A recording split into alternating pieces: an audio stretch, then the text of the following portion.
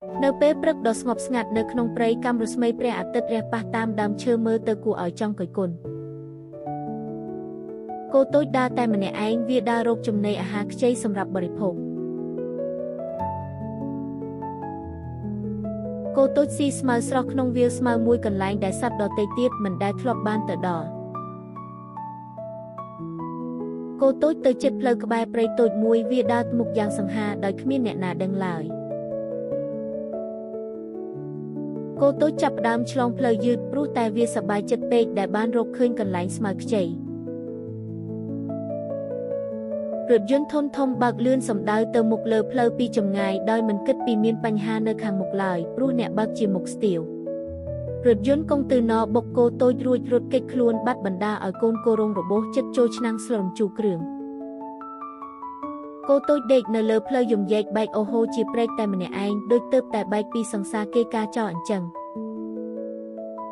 វិជ្ជបណ្ឌិតទន្សាយបានឮសម្រែកយ៉ាងខ្លាំងហើយមើលទៅមានការព្រួយបារម្ភក្នុងចិត្តអតុមាវិជ្ជបណ្ឌិតទន្សាយរត់យ៉ាងលឿនជាមួយកាបូបពេទ្យដោយមិនគិតពីអាយុជីវិតខ្លួនព្រោះខ្លាចបាត់គោខាន់ព្យូស្រែវិជ្ជបណ្ឌិតទន្សាយរកឃើញគោដែលរងរបួសនៅលើផ្លូវវាស្មានតែគេយកទៅកាប់នៅថ្ងៃចូលរោងការបាត់ទៅហើយវិជ្ជបណ្ឌិតទន្សាយអនុវត្តការជួយសង្គ្រោះបឋមដើម្បីទាញព្រលឹងពីយមរាជវិញគោតូចក្រឡេកមើលទៅវិជ្ជបណ្ឌិតទន្សាយចាប់ផ្ដើមញឹមញែមដូចលួចស្រឡាញ់ពេទ្យអញ្ចឹងបណ្ឌិតទន្សាយទាញគោតូចដាក់ក្នុងរទេះឈើដឹកយកទៅមន្ទីរពេទ្យដោយអស់កម្លាំងយ៉ាងខ្លាំងគ្លីនិកសត្វដ៏កក់ក្ដៅនិងស្រស់ស្អាតនៅក្នុងព្រៃដែលគ្មានមនុស្សពីមុនមកដូចគេទុកចោលពេលនេះមានអ្នកជំងឺហើយ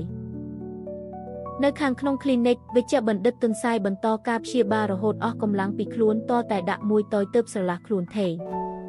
គោតូចកំពុងសម្រាកនៅលើគ្រែយ៉ាងសុខស្រួលមើលទៅដូចជាមានក្តីសុខរបស់វាដែរគោតូចភ្ញាក់ឡើងថ្ងៃរះចាំងគូតហើយញឹមនឹងមានសុខភាពល្អជាងមុនគោតូចអបបណ្ឌិតទន្សាយទាំងទឹកភ្នែកនៃការដឹងគុណដែលទន្សាយបានជួយសង្គ្រោះជីវិត